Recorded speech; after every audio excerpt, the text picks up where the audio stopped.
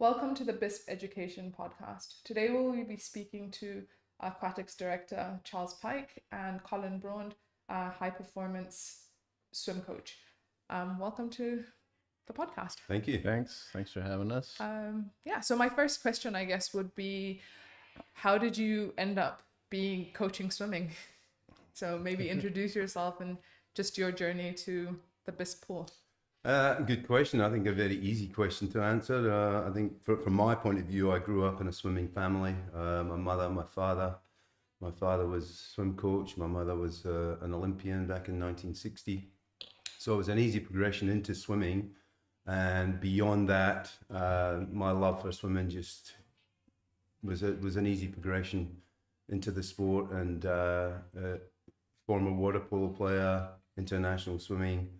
And then from there, it was just the love of the sport that kept me going and gave me that interest in doing a job that, I love. It's a passion, and it's more of a hobby than a job. Yeah, I'm similar to Colin in my love of the sport. Swimming it's so unique, really, in what we do. It's different. Number one, we're in the water, and basically every other sport here is on land. Like Colin, I grew up swimming. I started in the lessons and progressed really fast. So got into competitive swimming, swam through the collegiate level in the U.S. Basically started coaching right out of college. So just love the sport, something you can do your whole life. And like Colin, it's a passion for us. And swimmers are really unique that way, that think a little different, maybe our face in the water too much or something, but yeah, so hopefully stick with it for a few more years at least. Yeah. Well, slightly self-motivated question. How early is it? When is it too early to ever start swimming? Like, how early is too early, or like, could you get in the pool the second you're born? I think that nowadays there's no age, there's no limit. They encourage it as early as possible. That feeling of being in the water for a baby is, it's just coming from the womb. They feel natural, and it's quite a simple process. I know back home in Australia where I started coaching, now they're as young as 6 months, they're straight in the water and give them the fundamentals of survival. We're actually getting ready to start right after the half-term break, Baby and Me class, which is designed for a parent to get in with the kid for their child, to help them get comfortable in the water. And like Colin said, the sooner the better. As the longer people go without getting into the pool, the more difficult it becomes to teach them swimming, because you build up these fear and phobias in your mind about water. But if you start out young and you're comfortable in it, especially in a place like Phuket, it's not just a sport. Swimming is really a life skill. That's another thing that makes us a little unique, that, you're born, you can walk and run and jog and do all that stuff, but swimming is different. And we're lucky to live in the environment we do live in, and being able to take advantage of the ocean and great weather year round. So the Mommy and Me or Daddy and Me class will start 6 months of age and go up to 2.5 years of age. And that's when our Learn to Swim program kicks in for our students. So with Learn to Swim and high performance, I guess living on an island, there's the safety aspect of with survival skills. And then there's the performance and I guess recreational aspect of swimming. So from the 2 years Learn to Swim, could you just talk about sort of the swimmer's journey at BISP from 2 years old onwards to high performance, and maybe start with you? Yeah, so we go, basically Little Ducks is the introductory level student here at BIS. So at that level, we have a level, it's called Starfish, and we have 6 levels of Learn to Swim. So the kids work their way through that. Usually they're spending about a year, 6 months to a year, depending on how comfortable they are in the water. So we go with the fundamentals of floating, and then we're adding a little bit of the propulsion to that. And as they get further along the line, that's when we introduce our squad level swimming. So our lowest level squad is blue squad, which starts around 6 to 8 years old. And then we go all the way up through our 18 and 19-year-olds. Our goal is just try to progress them through, give them the right skills. You know, to me, swimming is like math. If you miss a step along the way, it's going to hurt further on. So we do really emphasize proper technique and doing it the right way, and a slow, steady progression so that they're well prepared for the high performance type training that Colin's offering to our kids.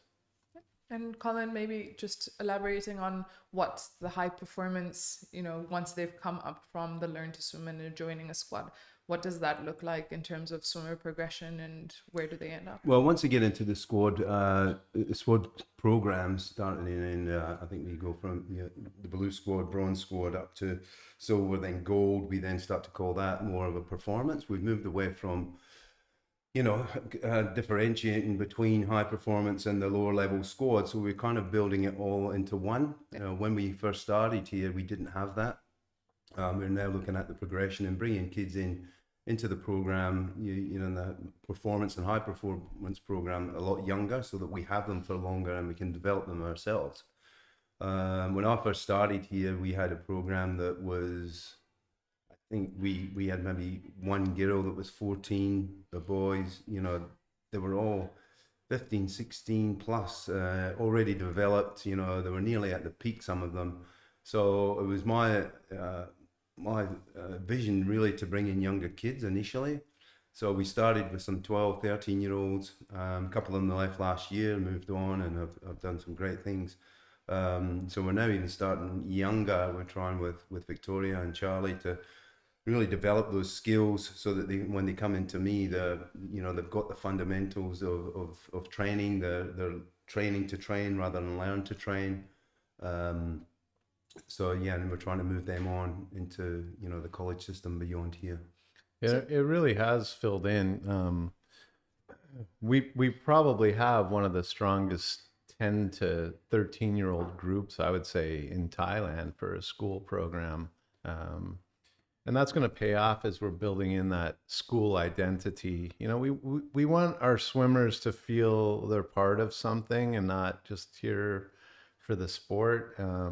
And we believe that developing our own athletes, you know, from infant to Olympians, and you know, I hate to use that phrase because it's used a lot, but we truly are doing that. And having those 11 and 12-year-olds looking up to some of our 15 and 16-year-olds, it's really created a unique community. You know, I feel like swimming is a sport where our whole team, it's a big team. We've got over 100 kids in the squad level and probably 350 in our entire swimming program. But, you know, it's a unique sport in that when we go to swim meets, our 10-year-olds are hanging out with some of the older kids and they're kind of mentoring a little bit. And I can see it on campus now where the kids are relating to each other. And it's just a really a good peer group, I would say, great support network that way.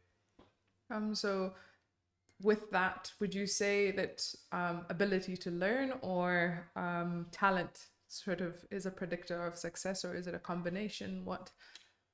Definitely a combination. You know, there's an old saying that you know, hard work beats talent every time. So if you don't have both, you see, both Charlie and myself have been involved in swimming for, you know, combined nearly 100 years.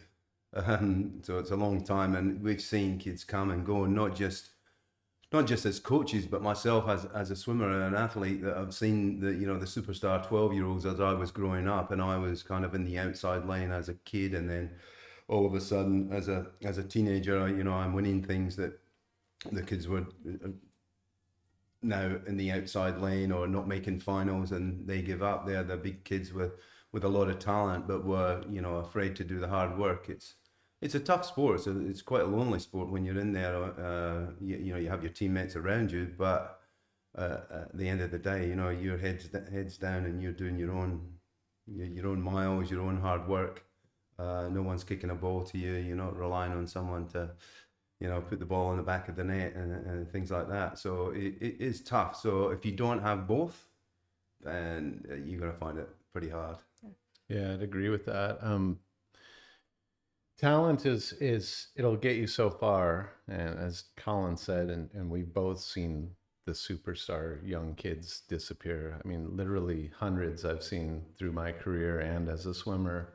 But personally, as a coach, what I like to do is that kid without maybe as much natural talent, being able to make that person an outstanding swimmer is a real challenge. And I think that there's a lot of people out there that can take someone with talent and take them pretty far, but the true coaches are the people that can take that C-level swimmer and make them an A-level swimmer. So, and that's where the challenge, and that's where a lot of the fun in coaching comes in, where you're actually trying to mold that clay into something. And I've seen a lot of kids do it that, you know, as Colin was talking about, they're not really anything as 10, 11, 12-year-old, but then if they're sticking to it and they're putting that work in, and swimming is a very difficult sport. It's challenging, and you really have to push yourself. But those kids that are doing that, and I've had kids just completely surprise me still, even to this day. I am surprised that kids with certain talent levels get to where they are just through hard work and determination. Awesome. So you mentioned, you know, infants to Olympians. Where have some of the BISP swimmers gone beyond here? What can they look forward to? Well, a big focus for us is for them moving on to NCAAs and helping them progress, not just with the swimming, but their education as well. You know, if some of these kids can go on to the US, possibly get some kind of scholarship. So we've had quite some good success with kids going on to, whether it be Division 1, Division 2, Division 3 in the NCAA system. At the moment, I think we've got 7 of our last 2 years of alumni have gone on to the college. So 7 out of, I think, 8 or 9, I think. Not to say that the other 2 are not still swimming or doing well. They just chose not to go onto the US. At last year's Olympics, we had 2 alumni qualify to swim, one from 2020 class, and Chantel was 2016. So after my first 2 years, Chantel moved on and she swam open water, and Atu from Uganda swam in the 100 freestyle at the Tokyo Olympics. Awesome. That is really our goal, is to try to NCAA swimming, collegiate sports in the US are just, it's a whole different ball game, not to be ironic, but it's an opportunity. Very few kids are going to make it to the Olympics. I mean, it's, the percentiles are so low, but you can still have an amazing experience through swimming, especially, and there's so many schools in the US, and there's Division 1, 2, 3, there's NAIA. So really there's a place for everybody, but being able to go to university and further your education and walk right in and instantly be part of something like that, I think is really special. And the places that swimming has taken me and stuff, and college was a big part of that. And that peer group you establish. You know, I'm still in touch with a lot of the guys I swam with in college, and I'm sure Colin will tell you the same thing. A lot of the youth that he swam with and everything. It's just like that network is out there, and that's our goal, is to try to get kids up. And if they decide not to go to NCAA, that's fine too. And as I said earlier, swimming is definitely something they can do their whole life, whether it's just masters or recreational swimming. So yeah, how do you support, I guess, students in their role as being students? Because I think, as you speak of like collegiate swimmers, there is a dedicated reason or team that they're on, whereas here I think the balance is a little bit, they're still student athletes. And what is the support that BISP offers to students in terms of academics, well-being, health, nutrition, that your swimmers get? Well, to me, BISP is the ideal spot to do those things, especially for our boarding students. They're right here on campus. They can wake up, go to the pool. They have the refractory where they get their meals. There's lots of extra tutoring offered for the students. Swimming adds that time management, commitment, and it gets them. I've noticed through my coaching career that some of my best swimmers tend to be the best students as well, just because they are so regimented in what they do. And I think that the disciplines you get through sport carry over to academics as well. Of course, we always remind the kids they're here for education, and swimming can be a great tool to unlock some doors into your educational process. So that's a way to view it. The NCAAs, there's a lot of universities, or it's a lot of competition to get into some of those schools. And if you have that extra thing, whether it's swimming or music or whatever your extra hobby is, that's a way to get your foot in the door at a place that you may want to go, whether it's scholarship or not. It's still going to help you get in there. Yeah, going on with that, we 8 years now I've been here, and once or twice have I had any discussions on the academic side. We've had any problems with the kids, with their academics falling behind, and that's a good thing. We work hand in hand. It's not just, they're not just here for swimming, they're here for their academics. So if they have problems with the swimming, we discuss it on the academic side, and vice versa. So if we either of us have any issues, then it's an open door policy. It's not as if we have to go to another school, or we're getting reports. If they're not doing well in school at another school, when you're in the swimming club, you don't hear about it. So that may, they may have issues when they're swimming, when things are going on at school that we don't know about, but here we know pretty much everything. Sounds like they're well supported. Yeah. Big brother is watching. In a caring kind way. Yes. And with you mentioned boarding and the students having practice, like, I guess more Colin, with your high performance swimmers, what does their day look like? Like, how many hours of practice, or what does their week look like? What does the program sort of like? Do they have to swim 20 hours a week? It's a long time for some more than others. As they get a little bit older, and we work out what they are. Are they distance swimmers? Are they sprinters? Do they need to be in the gym? Do they need to do more dryland work, which we like to do rather than be in the gym? So yeah, they're looking at 20 hours plus of training, not so much just in the pool, but the hard thing about swimming is it is a lot of miles in the pool. Not huge miles, we don't believe in that, but there's a lot of time spent in the pool, and that's just the bottom line. You can't really replace that. You can add, but if you're not in the pool, you will lose that fitness pretty quickly. So there are maybe 3-4 mornings a week now in the pool every afternoon. And then we also have dry land available 3 times a week before training. Some of the older students, if they have free periods, they'll come with me and we'll do some extra dry land. The older ones we start to introduce into the gym, maybe in year 12 and 13, if they need it, but that's on a one-on-one basis.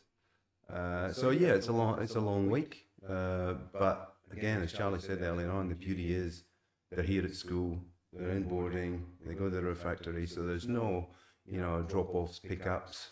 Although now we're getting a lot of kids coming in to the school just for the sport, and coming with their parents and living here. So our numbers in boarding are a lot less than they used to be. 100% of my kids in the past had been in boarding. Now it's probably 50% in and 50% out. But again, a lot of the kids, the beauty around here is they live pretty close. Yeah, that's true to the point of almost, I'd say, of our performance team's probably 50-50 right now, the gold and the high performance group. 50% on campus, 50% off. So, swimming is not just a commitment from the athlete for those parents off campus. It's a commitment for them, as well, yeah. I think when I was swimming in high school and I turned 16 in the US and got my license, I think that was the happiest day of my parents' life. They didn't have to get up at 5 every day and drive me to practice. So. So who's up with them at 5 o'clock in the morning? Are you guys at the pool at 5 o'clock? Who are the coaches? Like, who else is on the team that's working with alongside you? So Colin and I are running mornings during the week. Victoria is running mornings with her squad as well. We also offer a swim fit class for swimmers that don't really want to make that commitment to the team aspect of it, but they still like enjoy swimming. You know, a lot of the kids will come through LTS and decide they don't want to be a competitive swimmer, but still enjoy swimming. So we offer that. So that goes a couple mornings a week as well. Then silver, gold, and high performance all have 3 to 4 morning practices a week. So how many coaches do you have? That sounds like lots of.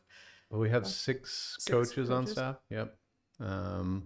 Some do a combination of our learn to swim and run a squad, whereas Colin and I are committed more to the squad, the upper performance level part of the program.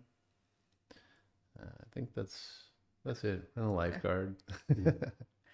And I know with the learn to swim programs, it's and the younger kids learning to swim, is this integrated into their school day, or do they have to be in squad? Like, is it part of their PE sort of swim addition sport program? How does that work in terms of people who are not in it as a like outside extra sport? The PE program does incorporate sections throughout the year for the physical education classes, offer some swimming as well. That's outside of our LTS and squad level swimming. And surprisingly, most of the kids, you know, that have been at BIS for a while can all swim when they're in their PE classes because they've had that experience here. And you know, I would say we really do. And Luke does a great job. Luke Curtis is our Learn to Swim coordinator. He does a really good job of coordinating our Learn to Swim classes and offering. There's really no excuse for anybody not to learn to swim at BIS because we really bend over backwards to make sure we're trying to accommodate as many people as possible. So all BISP kids, BISP kids get in the pool at some point. Yeah. Yeah. And they get in with coaches and not, okay. Yeah. Super. Yeah. So that's super bolster team, working with them to swim. So in terms of, you talked about high performance and student athletes, and is there a scholarship program attached to the academy? Could you elaborate on that, and sort of how do you assess which swimmers join in with you? Yeah, well, with all the sports, we offer certain levels of scholarship.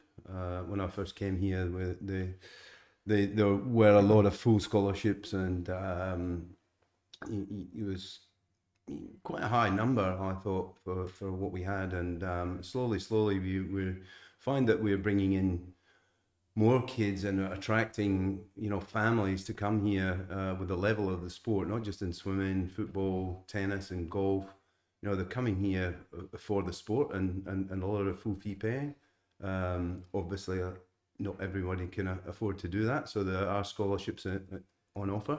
And I think that started back in 2014. It was a vision of our old headmaster Neil Richards and our Athletics Director Jeff Lamantia, to really start a sports school here, and it really has developed. And you look at the number of kids around campus that are doing sport activities after school; it's huge.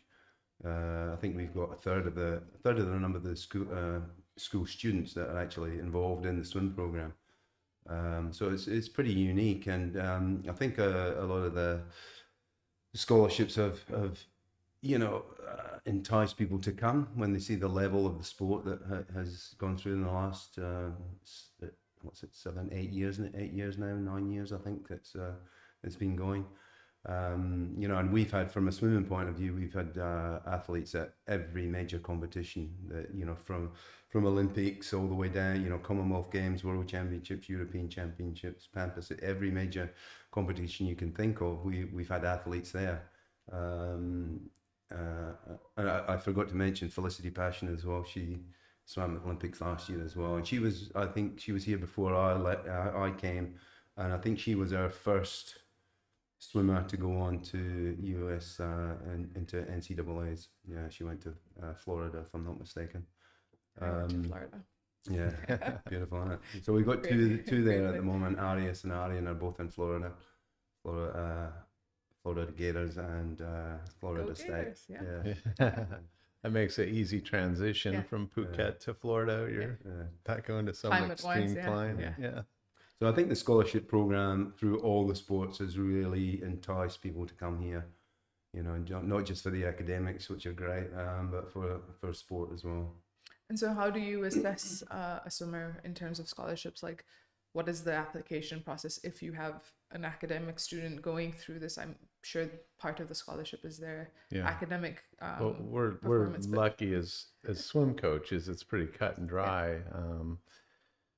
We look at times, you know, we base a lot of our times on USA time standards for qualification for scholarship. So depending on where they're at and how many events they may obtain that time is kind of where we start our scholarship stuff. We are trying, we do make some bends to the rules a little bit, depending on, you know, if we are lucky enough to get to see a person swimming, you know, we're both experienced enough. We've seen so many thousands of kids swimming that there's always a kid that you can see that potential in there. Their times might not be there yet, but so we can factor that in a little bit. Whereas, you know, I'm sure football or tennis, they actually have to watch the way someone plays the game, but we can always just go to the times, which makes it a little bit easier for us. We also look at them as a person as well. It's not just about the times. We, you know, if we get the opportunity to speak to them one-on-one, a lot of Skyping, obviously, because a lot of our kids are overseas. They come from far and wide. So, you know, we might be sitting on the fence with their times, but then when you speak to them and, you know, you think these kids can be great for the program, from an academic point of view and just from a you know, personality point of view, they can bring a lot to the program, and, you know, as a peer for a lot of the kids going through, we take that into consideration as well. Great. Yeah, they're all, I mean, like every team, you have to have those role players, you know, not all of them are going to be the superstar. There's got to be the kid that jokes a little bit and the kid that pushes everybody a little bit, and then there's the leaders, and like Colin said, you know, there's been a few kids that have kind of almost blown us away when we talk to them in the interviews. Like, wow, this kid would be great for the program. It's pretty nice to be able to see some of these kids, how mature they are with, you know, the way they're handling themselves and the goals and aspirations that they've set for themselves, and that all factors in.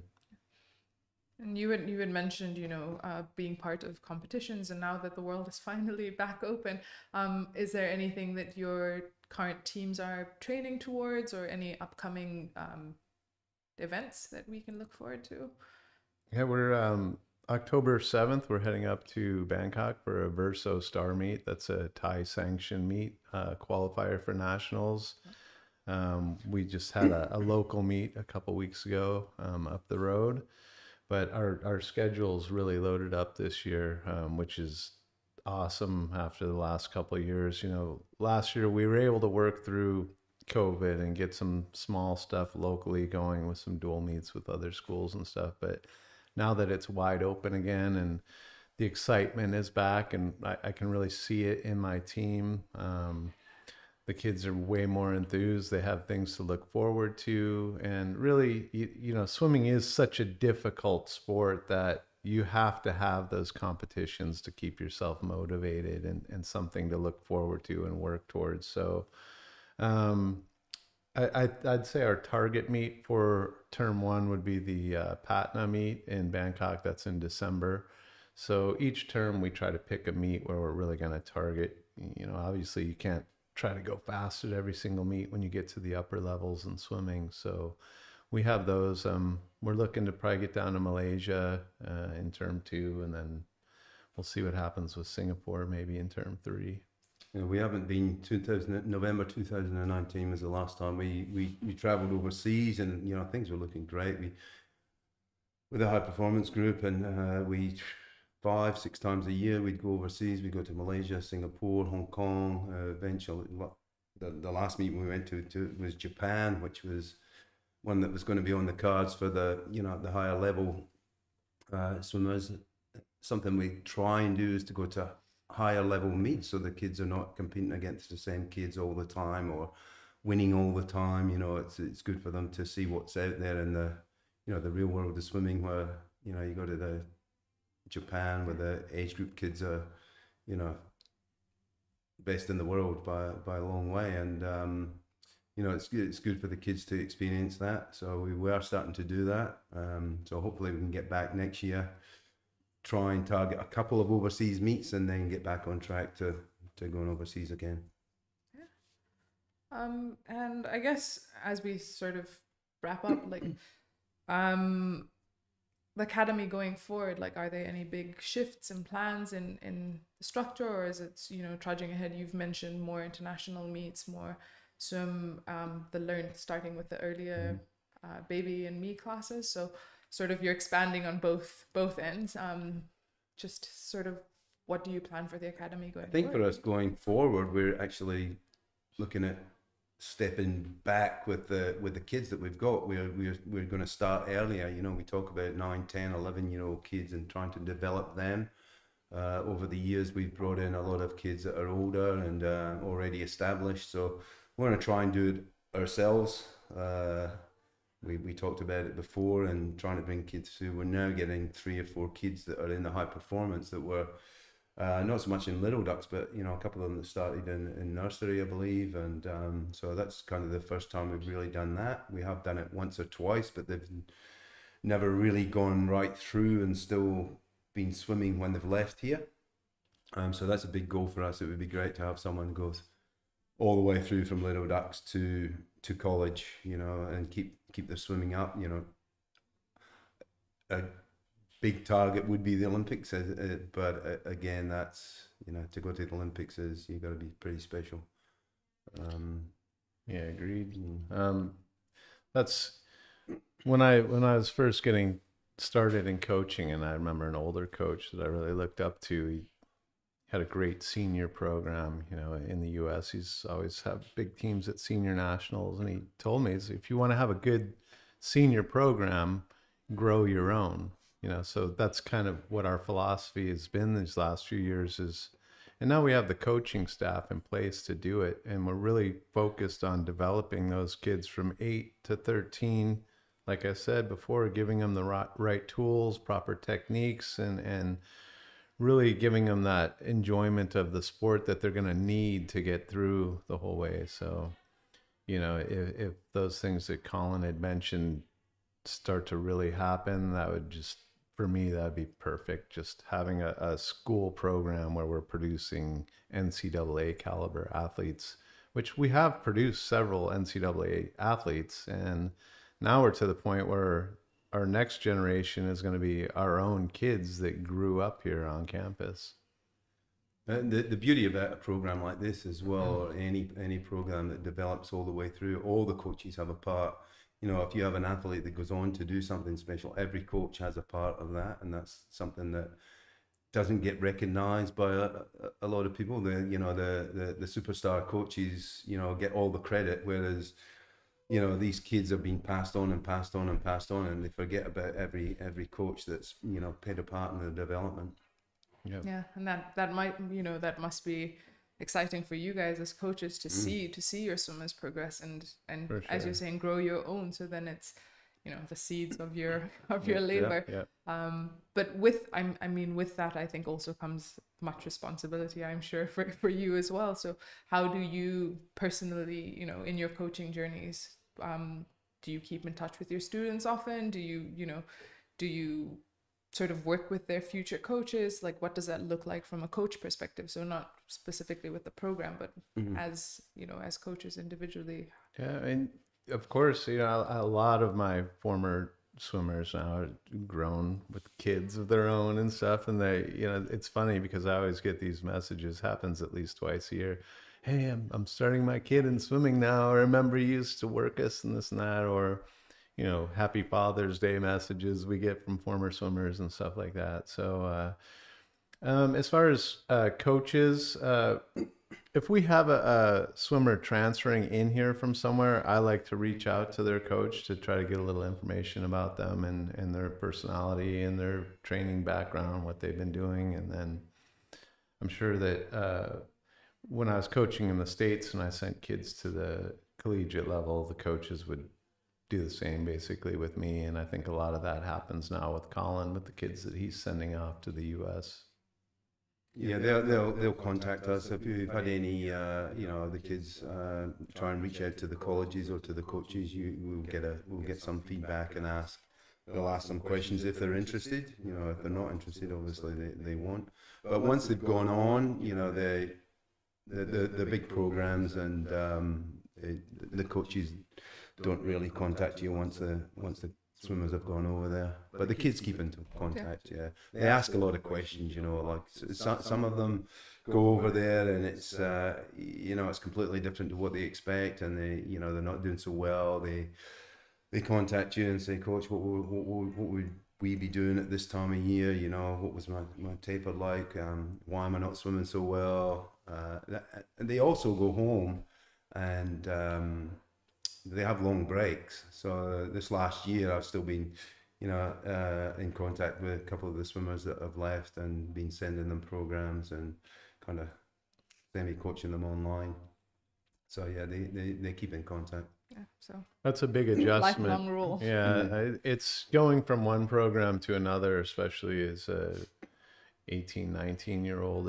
It takes at least a year, maybe a year and a half for them to, because they're going from one program to another in a whole new environment. So that's same here. Same when they come in here. Yeah. It can take some kids 1 or 2 months to adjust, and they're swimming really well. Some will take, a year. But if we get them especially the older ones, but if we get them younger, then adjustments it's not so important because they're going to develop anyway as they're growing. But when you get the more mature student, 16, 17. Then it can be, a big adaptation for them. When you say when they come into a program, is there like a specific program, like curriculum that swimmers follow, or is it just sort of what the style of the academy or the it's the coach. It's the beauty of coaching, especially swimming. There's no rule book. There's no, it'd be very boring. We'd all be opening up our diaries on a Monday morning and doing exactly the same thing around the world, and to me, there's no right and there's no wrong. But the beauty when you're in a program like this, you get to know what each coach is doing, and you kind of develop things. Luckily, we've been on the same page since day one, so it's quite an easy process. Sometimes, with other coaches coming in, they kind of have to learn the ropes a little bit, what your program is about. So yeah, and with the swimmers too, like Colin mentioned this earlier, we don't believe in high volume training. We believe in more quality specific training. So when you get an occasional kid from a program that may have came in where they're just doing lap after lap after lap and getting them to make that adjustment and understand. I mean, sometimes they're nervous. They don't feel like they're doing enough, but it's sort of the psychologist and the coach comes in, like Colin said, someone goes off to the NCAAs and they have a bad season their first year, and then the self-doubt and all that. And, he gets a lot of calls like that would happen. What were we doing? But as kids mature and bodies change, of course, you're going to go through those ups and downs and stuff, and just trying to keep them motivated and moving forward it's an important part of coaching.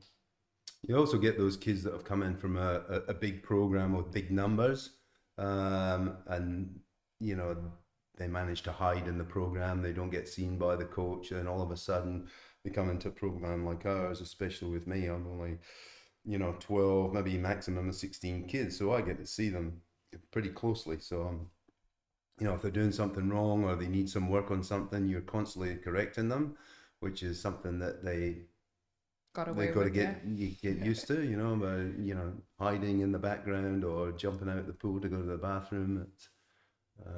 It's a little bit different. Yeah. Great. Oh, well, I have no more questions. I've learned a lot about swimming. Is there anything you wanted that I missed maybe to ask about our program, or I think we covered a lot. Yeah, I think you covered most of almost all my questions. I'm sure we could go on for hours if we started talking about strokes and techniques and race distances and all that. But, you know, as far as our program goes, I'm really happy with the evolution that I've seen over the last few years, and that, you know, we're still adding programming. Like we mentioned, that Baby and Me class starting soon, and we're looking to add some adult learn to swim classes in the future. Speaking of adult classes, I have seen some drenched parents walking around campus. Yeah. So we do have masters swimming. That goes 4 mornings a week, and that's grown a lot. I think we're close to 30 members on that now, and it's fun. You know, they get. I came from the coffee shop just now, and all the parents were in there having their after practice coffee. So. And that's for, when you say masters, is that like what level? It sounds. Well, yeah, I know it's masters or not. So we've got 3 levels of masters, anywhere from people that can barely swim 25 meters to our group 3 are doing about 2 to 2.6K per session. So, and it's masters swimming. It's not, some of them go and they do triathlons or biathlons and stuff like that. But most of them are just there for the community and the exercise and just enjoying the sport. Yeah. Well, you support before they get into school and after they leave, and parents. So you guys have a busy schedule and lots of people on your shoulders, I guess. For sure. Good that your swim is broad shoulders. It's fun. Yeah. As I said before, it's something that we enjoy doing. It's not like a daily grind that you know, at the end of the day, if you don't enjoy what you're doing, you wouldn't do it. So something that we're both passionate about, and always learning as well. You know, we're always studying and looking at other things. And if any coach thinks that they know everything, then I always say to my kids, walk away from that coach, because you've always got to learn and go forward. Absolutely. Well, thank you for joining us this morning. Thank you for having us. Thanks. Appreciate it. Bye.